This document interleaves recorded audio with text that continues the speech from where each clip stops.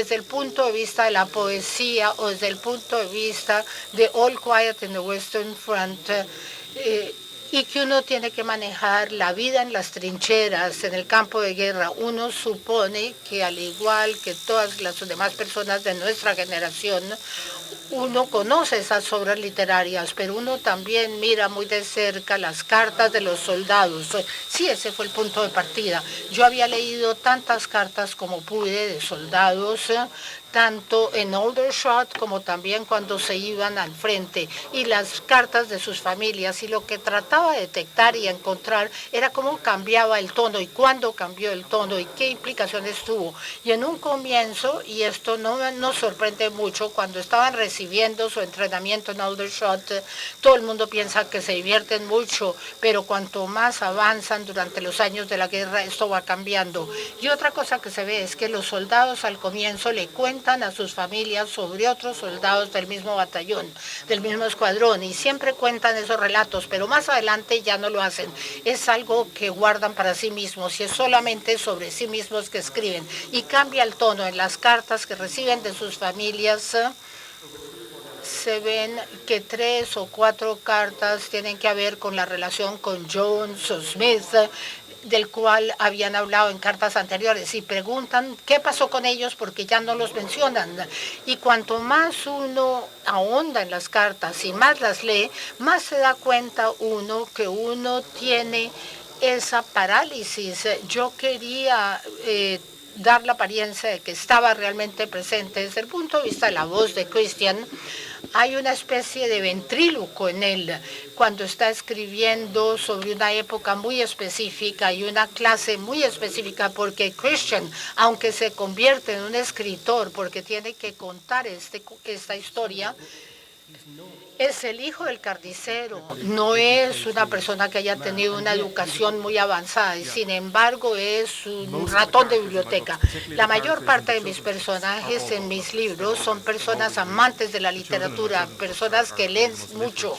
Los niños en mi literatura infantil son los más mejores lectores que se puedan conocer. El tono fue algo que yo escribí una novela hace 6 o 7 años sobre el Bounty para los 14 años, para niños que no tenían ningún nivel educativo y que participaron en ese viaje, en ese trayecto marítimo. Y puesto que no había educación, es alguien que inventa palabras, es una especie de explosión en la página. Y la novela después, Special Purpose, era un emigrante ruso de 80 años para el cual el inglés no era su idioma materno.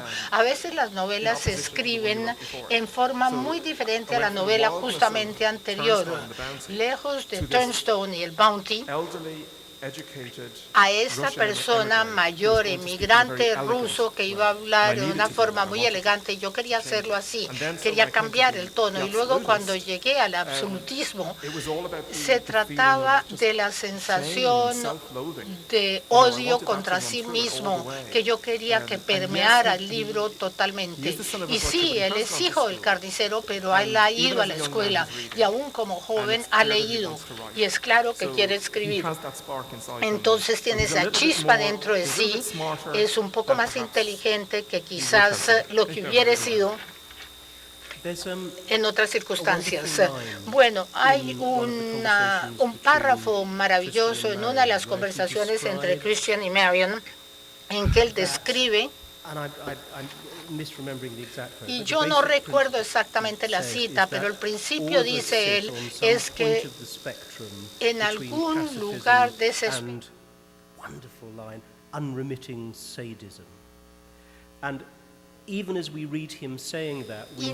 increíble, indefinida. Y cuando lo está diciendo nos damos cuenta, porque hemos sido testigos de los horrores de las trincheras, que lo está diluyendo, que uno no está en un determinado punto en ese continuo, que uno pasa de un lugar a otro y vuelve otra vez al primero. Y cuando uno en el siglo XXI escribe sobre esa guerra de trincheras, de atrición terrible, horrenda, ¿qué puede uno decir que la haga más llamativa? Que no aparezcan los recuentos que que uno tiene, la barbarie, creo yo, que cometen los soldados ingleses contra los alemanes cuando caen en sus manos como presos. Porque Arthur Wolfe, no hay pacifismo, no hay pacifista. Wills depone las armas, pero no es un pacifista. Él cree francamente en la guerra y en lo que está haciendo en la guerra, porque él está allí, porque cree en eso. Y él depone las armas porque él se da cuenta que no están peleando de acuerdo con las guerras, que han matado a un joven simplemente porque podían hacerlo, cuando no tenía armas en sus manos y simplemente han debido tomarlo preso. Y lo que él dice es que nadie se responsabiliza de esos actos, que a nadie le importa, que la vida humana en ese momento no significa absolutamente nada para nadie. ¿Y qué significa? Estamos matando gente constantemente. Y Christian no puede entender, no puede lograr captar por qué. Si uno está en medio de una guerra y está disparando contra soldados, y cuando uno está llegando a la cima, y eso es lo que uno está allí para hacer, pero el hecho de dispararle a un joven porque no está armado, porque uno puede, es algo totalmente de otra naturaleza, pero no es pacifismo, es una consideración humanista. Si no es pacifista, y a esto volveremos adelante, no es pacifismo. Este libro en español se llama El Pacifista. En alemán tiene un nombre maravilloso porque se llama Spätstädter. Y en inglés, el idioma en el cual se escribió, la palabra es más que pacifista y sutilmente diferente a pacifista, porque Will no es un pacifista, sino un absolutista contra la guerra. Cuando yo encontré ese término, todos entendemos la objeción de conciencia y de dónde viene el concepto, pero la objeción de conciencia eran personas que trabajaban en los hospitales o cargaban las camillas, cuando los absolutistas no hacían nada, simplemente se negaban a participar cualquiera que fuera la forma. Pero todo el mundo en este libro es absolutista, no solamente Will. Los ideales románticos son apasionados. Y el hecho de no querer dejar por el absolutista, él simplemente no lo acepta. Y Marion es igual a él. Ella se niega a ser tratada como una niña tonta. Ella pide que su inteligencia y su voz sean reconocidas. O sea que los tres personajes tienen hechos común, que son extremistas, como también el sargento aterrador. Todos son absolutistas. Y el más extremo, en cierta forma, en absolutismo, es el padre de Will, el hombre de la iglesia. Tiene una ortodoxia detrás de su absolutismo que es totalmente inútil a la luz de lo que ha ocurrido durante la guerra. Y yo creo que el papá de Tristan también representa eso, porque prefiere ver a su hijo muerto y matado por los alemanes a confesar que es homosexual. Uno tiene, y volviendo a lo que tú decías antes, uno presenta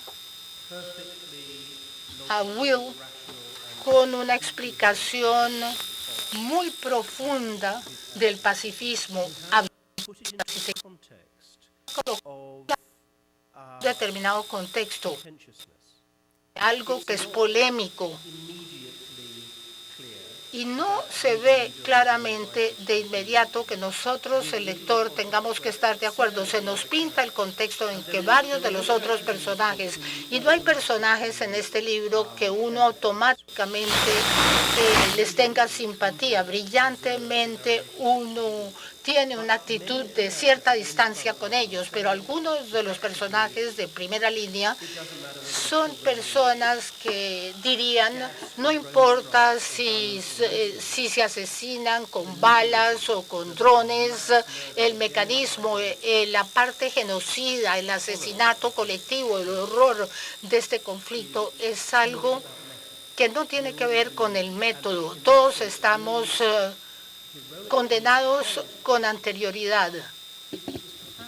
Y esto para Will es algo cuestionable. No es que nos estés invitando a aceptarlo. No, no estoy diciendo que estés de acuerdo con ninguno de los dos personajes, porque quiero que lleguen al final y piensen como yo lo hice.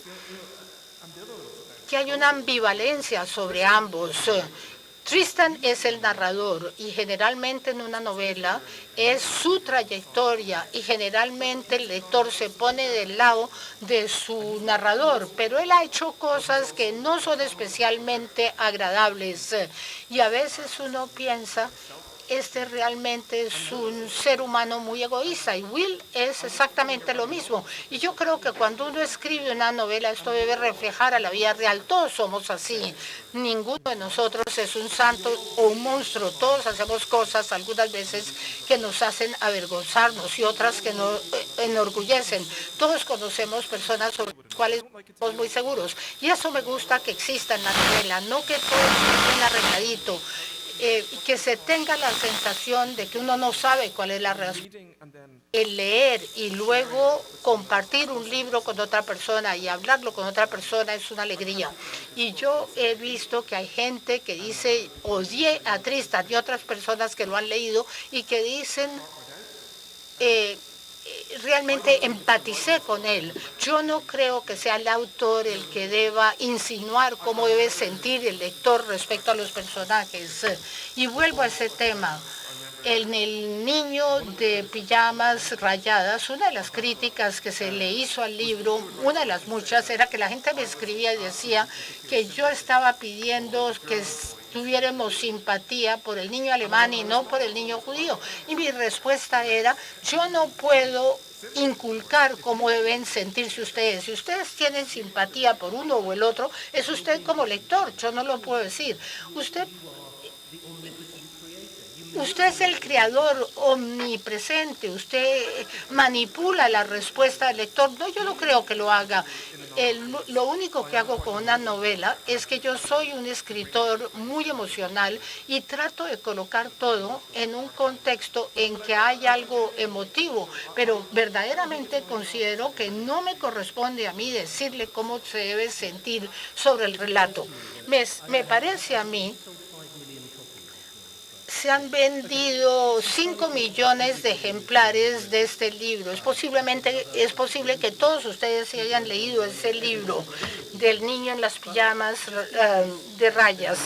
En caso de que haya aquí alguien que no lo haya leído, y es realmente una maravilla hacerlo y se lo recomiendo, ¿podrías tú explicar muy brevemente lo que sí haces en el niño con el pijama de rayas desde el punto de vista de la relación entre los dos jovencitos y qué se hace respecto a presentar el holocausto en ese libro? Porque el absolutismo es la cara inversa de lo que se hizo en el otro libro. Estos dos libros, El absolutista y El niño con las pijamas de rayas, son sobre la misma cosa. Dos jóvenes que se conocen durante guerra, que se convierten amigos con consecuencias trágicas. Y quizás no lo crean, pero cuando yo escribí El absolutista fue únicamente cuando estaba revisando la primera versión, que corregí algo porque no lo había visto inicialmente y empecé a ver todos esos vínculos. En El niño con las pijamas de rayas hay dos situaciones, Primera Guerra Mundial y el Holocausto, que han sido trilladas y se ha escrito mucho al respecto. Y no hay para qué escribir si no tiene uno nada nuevo que decir al respecto y algo que resulte sorprendente. Y con el niño del pijama de rayas, lo que me llamó la atención, y yo he sido estudiante del Holocausto durante muchos años, es un tema que me parece apasionante. Todas las novelas que he leído, naturalmente, han sido escritas desde el punto de vista judíos, de los personajes judíos. No he leído ninguna novela desde el punto de vista de un niño alemán o de los alemanes en general. Y lo que sabemos sobre el Holocausto es lo que sabemos desde el punto de vista histórico. Cuando uno empieza la novela y uno no sabe nada de lo que está pasando y uno simplemente vuelve a repensar todo lo que se les presenta, yo creo que la presentación es diferente. Y una de las críticas al libro es por qué Bruno no sabe lo que estaba pasando ante sus mismos ojos. Y cuando eso estaba pasando, entonces la verdad verdad del Holocausto no se supo en toda su magnitud, sino en 46 o 47 ante el mundo entero. La gente que había estado presa fue llevada a los bosques en Polonia y a lugares remotos. Y cuando él mira por la cerca, al otro lado de la cerca, y ve lo que está pasando. A mí me parece bastante increíble que aún como un escritor de novelas con bastante imaginación, yo pensaba, yo no quiero escribir esta novela como alguien que está colocado dentro de la cerca, de las vallas, y copiar todo lo que ya he leído en la literatura sobre el Holocausto. Tengo que encontrar un nuevo camino y esa fue la forma de hacerlo. ¿Y cuál fue la correlación, el ímpetu? Porque cuando yo decía que era la cara inversa, me parece que en el niño con pijamas de rayas uno está buscando forma de ver el Holocausto con ojos diferentes a través de los ojos de los niños. Y yo esperaba que dijeras sobre el absolutista que querías que se escribiera sobre el tormento de la guerra entre homosexuales y que la Primera Guerra era un escenario interesante para hacerlo. Se reconocen los dos casos que uno los puede leer como dos libros complementarios que han sido escritos por una parte para lectores juveniles, pero también para lectores adultos. Y habida cuenta que ahora conocemos muy bien, cuando volvemos a examinar el contexto histórico, que los novelistas modernos escriben más gráficamente sobre el sexo actualmente. ¿Y por qué será?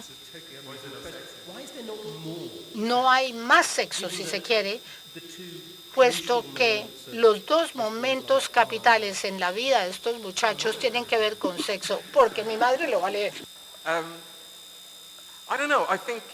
Y la verdad, yo no sé. La verdad, en un principio sí pensé mucho en eso, en qué tan profundo iba yo a ahondar en el lado sexual del libro. Y yo creo que no me siento cómodo escribiendo sobre eso. No quería que se tratara de sexo, sino de amor, pasión, alguien que no podemos tener, porque aun cuando sí están juntos un par de veces, no puede tener esa relación. Y me pareció que sería, o que no hay razón realmente para ello, si es algo gratuito, ¿no?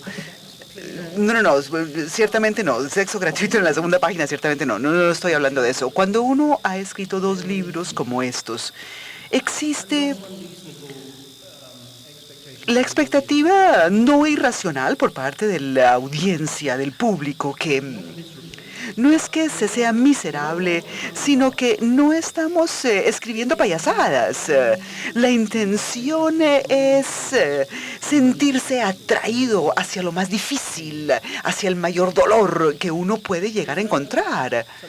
¿Eso es algo que tú reconoces en estos temas? Bueno, hay cosas que, y cualquier novelista diría que hay cosas que cuando uno mira retrospectivamente los libros que ha escrito, uno reconoce algo que uno hace como escritor y que no empezó pensando, esto es quién soy yo y esto es lo que voy a hacer. Ahora, yo sí miro retrospectivamente y hay un tercer libro para niños recién publicado que forma parte o le sigue al absolutista y porque tiene varios de los mismos personajes, pero es sumamente triste. Ahora, yo sí me siento atraído por eso y solamente he escrito un solo libro para niños con risas, con Barney Warnowick. Pero es un libro infantil y es una metáfora para ser gay y ser homosexual. Ahora, yo no sé por qué escribo constantemente sobre cosas tristes. A mí sí me gusta conmover al lector. Yo creo que hay escritores que escriben desde el cerebro y otros desde el corazón, es decir, escritores intelectuales y emocionales. Y yo no creo ser un intelectual y no lo estoy diciendo de manera peyorativa. Es decir, no. Lo que odio es cuando alguien me dice sobre las pijamas, uy, no, que qué libro tan inteligente. No, yo no quiero que el libro sea inteligente. Como lector, yo no quiero leer inteligente, yo quiero leer un lenguaje hermoso, yo quiero sentirme conmovido, yo quiero sentir una reacción emotiva fuerte a la historia. Y eso es lo que seguiré siendo como escritor. Yo voy a escribir, y no necesariamente historias tristes, sino historias francas, honestas, porque la vida es difícil, la vida es triste. Tú podrías concebir escribir un libro alegre que celebra la homosexualidad? Ah, sí, claro, me parece una gran idea. Claro que sí. Y creo haberlo hecho en Barnaby, porque si ustedes han leído Barnaby, Barnaby es una historia de un niñito hoy que nace en una familia donde los padres no quieren que las personas sean diferentes de los demás, odian las diferencias y tienen dos niños increíblemente normales y luego nace Barnaby y Barnaby flota. Él no obedece las leyes de la gravedad y sus padres lo odian por flotar. Y no logran que deje de flotar y por el techo y eventualmente cuando cumple los 8 años se siente tan avergonzados del niño que solían llevarlo por una pitica como si fuera una cometa y terminan cortando la pita de la cometa y Barnaby sale flotando por el mundo y lo exilan de la familia por flotar y la idea detrás de ese libro es utilizar la flotación como metáfora, pero Barnaby a lo largo del libro, independientemente de todas las cosas malas que le suceden y de todas las cosas ruines que le suceden, no es más que alegre, optimista, positivo.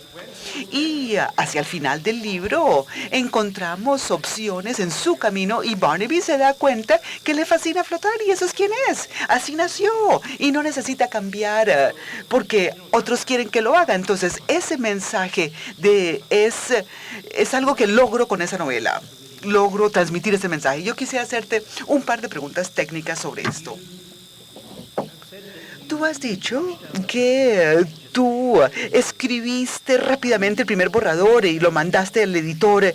Y cuando tú dices que lo que quieres en un libro es un lenguaje hermoso, una amplitud que te permita cambiar la forma como reaccionas y vives y cómo puedes ser como lector. Entonces, ¿qué tanto de ese lenguaje hermoso, de ese movimiento emotivo, estaba yo preguntándome cómo iban a traducir esta emoción? Pero bueno, eso aparece en las versiones sucesivas, en los siguientes borradores, porque es que el lenguaje es increíblemente hermoso. Hay momentos de una poesía exquisita y sí, son inteligentes, pero es que son además brillantes, eso sí, no cabe duda. Y tú lo incorporas así, ¿qué pasa ahí? Bueno, son dos cosas diferentes. Por una parte, yo creo que la emoción está allí desde el primer borrador. Para mí, escribir el primer borrador tan rápido a diario durante más o menos un mes, es algo que me mete en la historia y me concentra tanto que la trama, porque es que yo francamente me lo voy inventando mientras voy escribiendo. Y siento que la emoción es algo que se da natural, más no el lenguaje. Normalmente tengo que escribir entre 12 y 15 borradores de una novela y el primer borrador no está bien escrito para nada, en ningún sentido, es simplemente anotaciones de una historia. Ahora, yo sé de qué se trata la novela cuando termino el primer borrador, pero no cuando lo empiezo, y sé qué es lo que tengo que hacer para corregirlo, y ahí es cuando empiezo a trabajar en el lenguaje. Y esa es mi parte preferida. De hecho, me parece que el primer borrador es una experiencia un tanto dolorosa porque es tan difícil, tan complicado y me fascina cuando termino el primer borrador y después de eso me puedo concentrar en una página aquí, una página por allá y vuelvo y las escribo y la leo en voz alta una y otra vez, tratando de hacer que cada palabra, que cada frase sea la mejor que puede ser. Y eso es mucho más importante para mí, eso es algo que es verdaderamente... Mejor dicho, realmente quiero, esto va a ser obvio decirlo, pero como escritor quiero que quede bien escrito, quiero que la gente quede sorprendida con las imágenes que evoca el lenguaje, pero eso toma tiempo lograrlo, y bastante tiempo.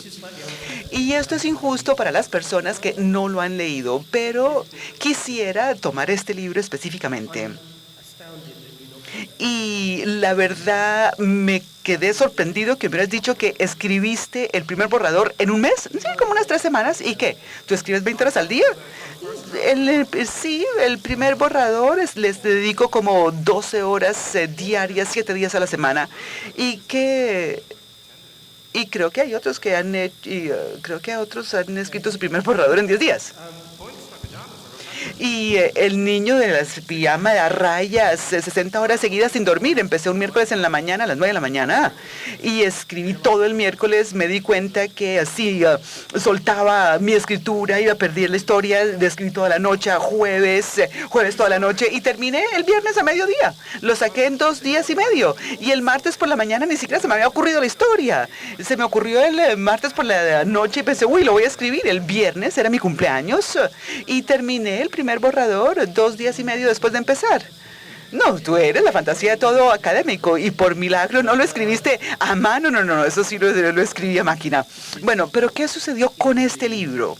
En los borradores 10, 11 y 12, es decir, ¿qué estás haciendo para ese momento puliendo el idioma? No, yo ahí cambian los personajes y yo creo que en el primero, si no me equivoco, en el primer borrador, Tristan era una figura mucho más heroica, era mucho más querido, era más fácil de querer. Y me parece que no es que hubiera sido el villano de la obra, sino una persona que le había hecho daño a Tristán. Y por la forma como termina la novela, y no les voy a contar el final, me di cuenta que eso no iba a funcionar y que yo necesitaba volver a ese espectro de bondad y de lealtad y de volverlo un poquito más amable. Entonces Tristan se va endureciendo, Will se va volviendo cada vez más amable. A ver, ¿qué otra cosa cambió? En las escenas de guerra, una cosa que me preocupó desde un principio es que yo quería que fuera... Hay 2 capítulos que suceden durante la guerra y cada uno contiene unas 10 escenas y yo quería que no se sintiera como una narrativa continua, que se sintiera como si fuera una mezcla de recuerdos y que todos habían sucedido en momentos diferentes, porque B.S. Johnson está lanzando todos los capítulos al aire, dejarlos caer, y se podían leer en cualquier orden, y yo quería que esas escenas se sintieran así, que eran momentos, tan solo momentos, y no una historia continua. Entonces, algunas... están ahí desde el primer borrador, otras las incluyo más adelante, pero todas están escritas en el tiempo presente, sí. Yo quería esa inmediatez. Yo quería que si las escenas de guerra se escribían en el presente, haría sentir al lector como si estuviera ahí, sintiera, percibiera esa inmediatez. Y ese sentimiento abrumador de daño causado a toda una generación. Es algo irresoluto. Tú no le das a nadie la oportunidad de olvidar esto. Los hombres no entienden a las mujeres no entienden a los hombres, los padres no entienden a sus hijos no entienden a sus padres. Es como una agregación constante de relaciones humanas fallidas, como es la guerra, que es una relación diplomática fallida. Y sí, y esa es la guerra, efectivamente, y ese es el punto precisamente. La guerra llega a su fin, pero realmente no termina. Y vuelve y se reinicia 20 años más tarde. Y en el interreino, estas personas son personas cuyas vidas han sido destruidas. Quiero hacerte una última pregunta que es bastante capciosa antes de abrirle la palabra al público, antes de darle la palabra al público. Mira, John, casi todos los personajes masculinos y 2 de los principales personajes femeninos tienen un pelo descrito en gran detalle. ¿Ah, sí? Sí, sabemos que sí. Y me pregunto, ¿qué tan importante es el detalle para ti? Mira, nadie antes me lo había notado. Nunca antes me han hecho este comentario sobre el pelo. Muchas gracias. Y de hecho me va a tocar empezar a pensar en todos mis libros. No, sí. Y este en particular, mira, la cabellera de Silvia, hasta el papel de anaranjado del pelo de Peter, divinamente peinado. Obviamente que estoy sobrecompensando. Creo que la falta de pelo la estoy compensando con la descripción de las cabelleras de mis personajes. Bueno, muy bien, muchas gracias. Nos quedan 15 minutos para ustedes en el público. Yo no veo muy bien. Si ustedes quieren hacer una pregunta, por favor, levantan la mano, ondean la mano y les acercarán un micrófono para que puedan hacer sus preguntas. Sí, veo aquí al frente una persona levantando la mano. Si le alcanzan a esta persona un micrófono, se los agradezco. She's speaking English. No, pues muchísimas gracias por esta charla tan interesante. Me fascinaron las preguntas y las respuestas. Todavía no he leído El absolutista, pero sí he leído el libro del niño con el pijama de rayas, y usted habló de todas las cartas recibidas de sus lectores, y dado el contexto y el contenido del libro de El niño con el pijama de rayas, me pregunto qué reacciones recibiste de los niños, cómo reaccionaron los niños emocionalmente. Bueno, debo decir que niños y adultos reaccionan de manera diferente. Obviamente es el libro respecto al cual he recibido el mayor número de correspondencia. Y la mayoría de los mensajes de los niños se relacionan generalmente con su salón de clase. Recibo en un sobrecito 13 cartas de niñitos que han leído y estudiado el libro en clase, y con frecuencia hacen preguntas sobre las cosas no dichas en el libro. Es decir, ¿qué pasa con Pavel, que el mesero? Y cuando visito las aulas, cosa que he hecho mucho, me lo preguntan y les contesto, ¿y qué crees tú que le pasó a estos personajes? Normalmente sienten un gran vínculo emotivo con Bruno, y no es es bien diferente a las cartas de los adultos, porque las cartas de los adultos no escriben para decirte que les gustó algo. Y con el libro del niño en el pijama de rayas recibía yo cartas y correos electrónicos mucho más negativos. Pero eso está muy bien. La mayor parte del tiempo eso está muy bien. Bueno, por lo menos compraron el libro. A ver, yo he recibido toda suerte de reacciones, unas más extrañas que otras, y una mujer el otro día me contactó que había leído el libro del niño en el pijama con rayas, y me dice que hay un error, y es que la abuelita de Bruno canta Livian Rose, que se escribió en 1946. Entonces, bueno, pues sí, me disculpo, pero ella dijo que leyó el libro, y lo que quería decir es que eso le había dañado el libro. Y yo pensé, mi respuesta fue, mire, si usted lee un libro así, con ese tema y ese final, y esa es la cosa con la que usted tiene problemas, la verdad, no entiendo la mentalidad de... ¿Ese es su problema, señora? ¿Que no le gustó que cantó una canción? La verdad, no entiendo ese tipo de crítica. Y... tampoco recibí bueno, sí, no percibí ese mensaje que estaba yo del lado de los nazis. No, no, no. La siguiente pregunta, y después una pregunta de otro lugar. Buenas tardes y muchas gracias con su sensibilidad y su inteligencia. Yo quiero preguntarle, ¿qué piensa usted de encontrarse en un país como Colombia, que es tan diferente a su país? ¿Cómo se siente usted sobre escribir sobre Centroamérica o Suramérica? ¿Qué podría ser el futuro de la humanidad? ¿Qué opina? ¿Cómo se siente estando acá, siendo este un país tan diferente para usted? Ah, no, sí, claro, es bien diferente. Primero está haciendo sol y calorcito. John Boyne se está lanzando al Ministerio de Turismo. No, una de las grandes dichas, si uno tiene la buena fortuna de ser publicado, es viajar y recorrer el mundo. Y como soy escritor que a la fecha ha centrado toda su ficción por fuera de su país natal, estas visitas, estos viajes son importantísimos para mí. La mayoría de escritores irlandeses escriben sobre Irlanda en su mayoría, y yo hasta la fecha no lo he hecho, aun cuando mi próxima novela para adultos, que se publica a finales de año, está situada en Irlanda. Entonces, estos viajes aparecen en mis novelas. Uno va a algún lugar, ve un mundo diferente, conoce una cultura diferente, procura entenderla. Hace un rato estábamos hablando tras bambalinas, diciendo que ojalá se tradujera, fuera más fácil de traducir la literatura inglesa, porque es que uno quisiera leer también a sus pares en su propio idioma. Ahora, este es un lugar divino. Mire, yo me siento en la película Amadeus acá. Yo, la verdad, nunca había hablado en un escenario tan hermoso como este teatro.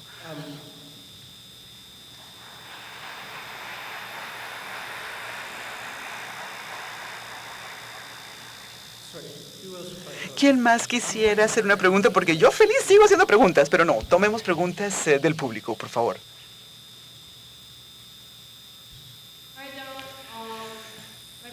Hola John, mi pregunta es, ¿cuál es su consejo para las personas que son escritores aspirantes y disfrutan escribir la ficción histórica? ¿Qué me recomendarías a mí?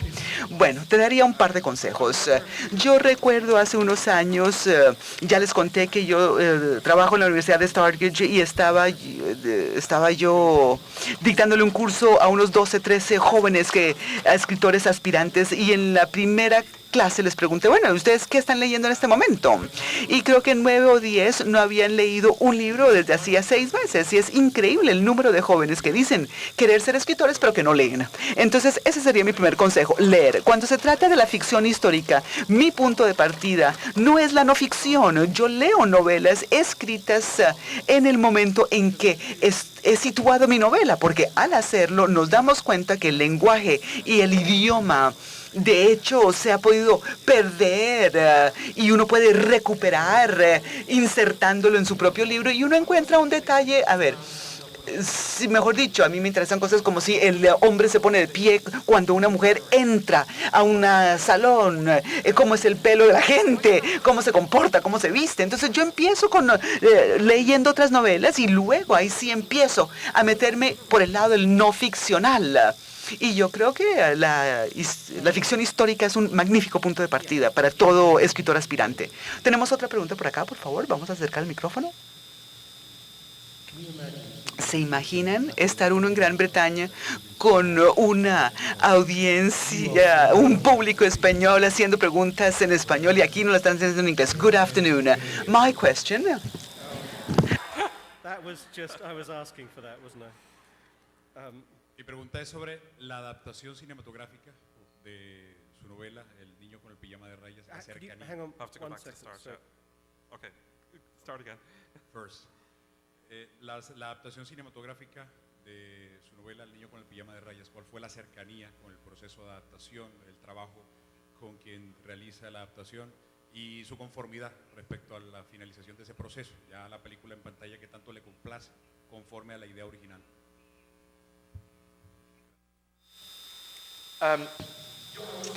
La verdad, sí, estuve muy cercano. El director y escritor Mark Kirkham me mandaba todos los borradores del guión, que no estaba obligado a hacer, pero yo desde el inicio del proceso decidí, porque obviamente yo ya tenía amigos que habían vivido la experiencia, y la gente siempre cree que el escritor necesita confiar en el cinematógrafo, y es al revés, es el que hace la película, el director, el que tiene que confiar que uno no los va a presionar, porque tan pronto uno firma el contrato, uno entrega la obra. Y yo pensé, entre más positivo sea yo, entre más ayude yo, mayor la probabilidad de que si hay algo que realmente me interese, pues me van a escuchar. Y esa fue la actitud que adopté. Entonces, con cada borrador que recibía, yo lo leía con detenimiento y después decía, tengo un par de preguntas, mire, sobre esto o aquello. Y en últimas, creo que hicieron una magnífica adaptación. La principal diferencia entre el libro y la película es que el libro es desde la perspectiva del niño y la película lo amplía a la familia. Y yo creo que hay que hacerlo, porque es que uno no podría tener a Bruno 100 minutos seguidos en pantalla. Entonces, me pareció bien interesante este enfoque de la vida de familia. Y una de las cosas que hizo Mark que me encantó, y creo que esto es fantástico en una adaptación, porque uno toma lo que está sobre papel, lo cambiamos, pero seguimos vinculados al libro. Hay una escena en el libro donde Rappel, la hermana de Bruno, ha sacado todas las muñecas y las reemplaza con mapas de Europa, y está siguiendo el ejército por todo su recorrido, porque tiene un amor en el ejército. Y entonces él entra corriendo al cuarto de su hermana y queda sorprendido cuando ve que no hay muñecas sino mapas, y eso está muy bien. Pero lo que Mark hace en la película es mejor, porque lo que hace es que a Bruno se le pierde su balón de fútbol, y la mamá le dice, ay, yo creo que está en el sótano. Baja al sótano, las luces no funcionan, él enciende entonces una linterna y mueve la linterna por el cuarto, y al hacer este movimiento encuentra los cuerpos desnudos de las muñecas de Greta, y eso se refleja del otro lado de la reja, y eso es una imagen tan potente, tan contundente. Y yo pensé, uy, ojalá se me hubiera ocurrido a mí eso, porque me pareció sensacional y funcionó fantástico en pantalla. Y yo creo que ese es el mejor tipo de adaptación, cuando uno no está esclavizado por el libro, sino se respeta el libro. Y hubo una experiencia muy positiva. ¿Alguna vez ha logrado usted la oportunidad de decir, uy, ojalá se me hubiera ocurrido eso? ¿Usted hace esos cambios, esas modificaciones? No, yo no he leído ninguno de mis libros desde su publicación y no quiero volverlos a leer porque en este momento ya hay 12 libros y cada uno lo tengo en la cabeza y tengo una visión distinta de cada uno y hay algunos que creo que logré lo que quería lograr con ellos, mientras que otros no siento haber logrado lo que quería lograr y naturalmente contuve mis fracasos en el camino, y no quiero saber si estoy en un acierto o no. Cuando Philip Roth dijo que se iba a retirar, él se dedicó a leer todos sus libros, pero empezó con el más reciente hasta el primero y paró con el cuarto. Y en ese momento dijo que le estaban pareciendo los libros espantosos, pero no lo son sensacionales, pero él lo pensó. Entonces yo estaba pensando que tal vez cuando sea un viejito los leo en ese momento. Es que es como dice Woody Allen, que él jamás ha visto sus películas desde que las filmó, porque él se toma un año filmándolas, editándolas, mirándolas. Y es que yo los leí tantas veces los libros mientras los escribí que solamente me abstengo para no ver las fallas. Entonces, porque solamente voy a detectar las frases que no me gustan, las palabras que me parece que no concuerdan. Entonces yo simplemente prefiero dejar el libro tal cual y como está. Yo sé que es su turno. Una pregunta por acá, por favor.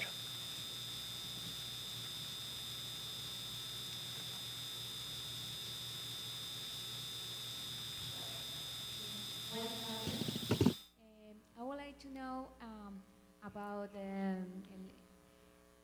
your book. Quisiera saber sobre su libro. Sí, quisiera hacerle una pregunta sobre el libro de El niño con el pijama de rayas. Tengo una curiosidad. A mí me encantó la escena donde usted describe la forma como descubrieron el campo de concentración desde la perspectiva del marco de la ventana. ¿Cómo creó usted esta escena? Porque para mí es la escena principal. Es el sótano. Es la base para todo el libro, es la escena para base de todo el libro porque es la vista que se tiene desde el marco de la ventana. De una casa muy cómoda y de los ojos inocentes, infantiles. Es desde allí donde se observa este horror adulto. Entonces, ¿usted había oído algo similar o fue algo que provino de su imaginación? De la imaginación, uno empieza la historia. Yo sabía para dónde iba. Yo sabía que iba a empezar con un niño que lo sacan de su lugar seguro, que es su hogar, y es llevado a un lugar inusual que no entiende. Y yo naturalmente conocía el entorno y a dónde iba.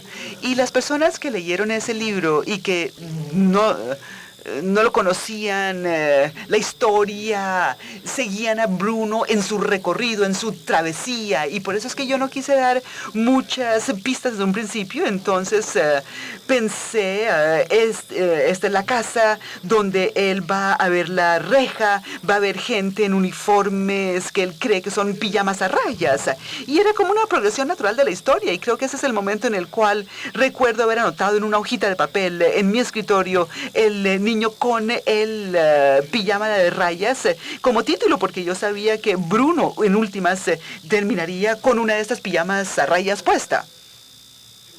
Y era una forma de mirar. Él simplemente está brincando en su cama y mira por la ventana y allí lo ve.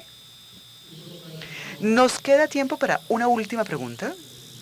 Si alguien quisiera hacerlo o si no, yo la hago encantado. Muy bien, el señor que está por allá, por favor.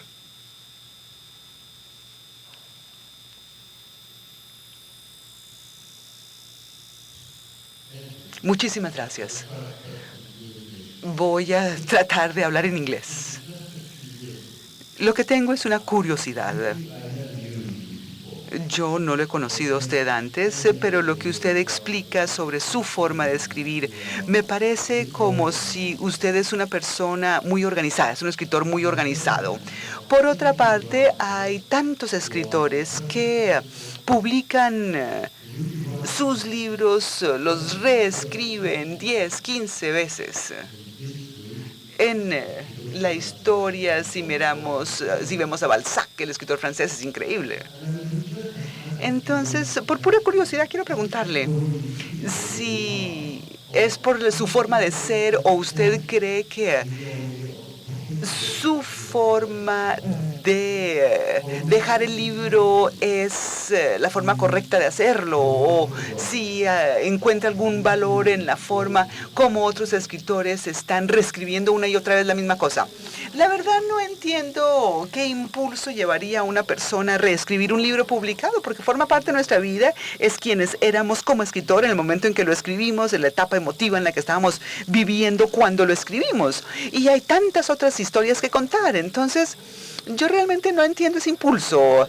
Sí, soy una persona muy organizada, sumamente disciplinada, me concentro, me enfoco en mi tarea, pero hay que recordar que es que a mí me fascina, yo amo lo que hago, es que yo amo escribir, me define, es quien soy, y si no estoy trabajando en una novela, me siento perdido, y por eso es que escribo tanto, porque es lo que hago, y de hecho no tengo nada más que hacer, ese es mi trabajo. Todos los escritores son diferentes, pero yo no entiendo a los escritores que publican libros cada 10 años. La vida es muy corta. Dickens publicó un libro al año, ¿y por qué no pueden los demás hacerlo también? Bueno, eso me parece ligeramente injusto. Un momentico, aquí estás escogiendo a un referente muy alto que es Dickens. No, mira, lo que no me gusta, Peter, tú sabes que a veces las personas publican libros y los editores o el escritor se jacta y dice, no, es que me tomó 8 años escribirlo. Eso no quiere decir que el libro sea mejor o peor. Tal vez sea un poquito mejor, pero tal vez no. Un libro que uno puede escribir en 8 semanas puede ser hasta mejor. Un libro está listo cuando está listo. Es así de fácil y todos los escritores trabajan con su propio estilo. Ahora, yo sé que yo tengo muchas historias que quiero contar y quiero seguirme moviendo y siempre estoy pensando, ¿y ahora qué sigo? Y no quiero mirar retrospectivamente, no quiero mirar hacia atrás. Tú dices que escribir es tu trabajo y estamos muy afortunados de tenerte aquí porque podrías estar en cualquier otro de los 54 festivales literarios a los que te invitan semanalmente. Entonces, ¿qué tanto disfrutas este componente? No, me encanta.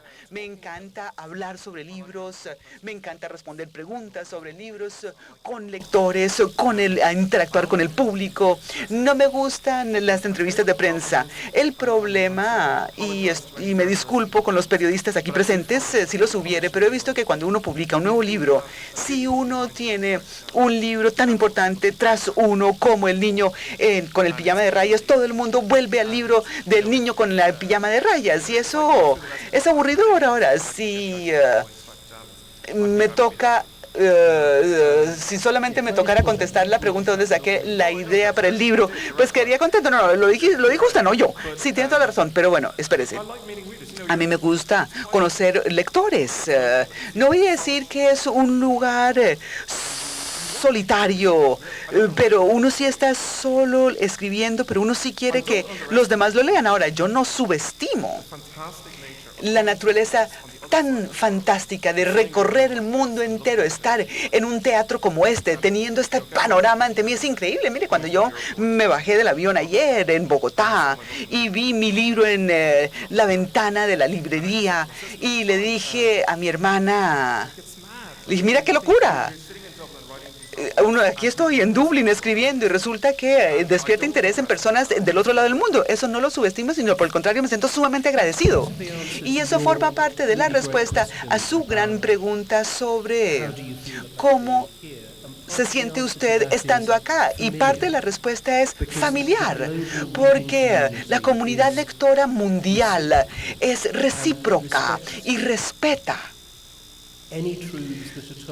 cualquier verdad relatada y que parece ser verdad para nosotros, y por eso es que por eso es que es tan fenomenal la literatura. Nos hemos quedado sin tiempo. John va a estar firmando libros en el lobby, pero quisiera recomendarles a todos los que quieren que les firme su libro que él es una persona que no ha recibido suficiente tiempo para leer la literatura latinoamericana, y le pueden recomendar un buen libro y un buen autor. Por favor, háganlo mientras él gustosamente firmará todos sus libros. Muchas gracias por su participación.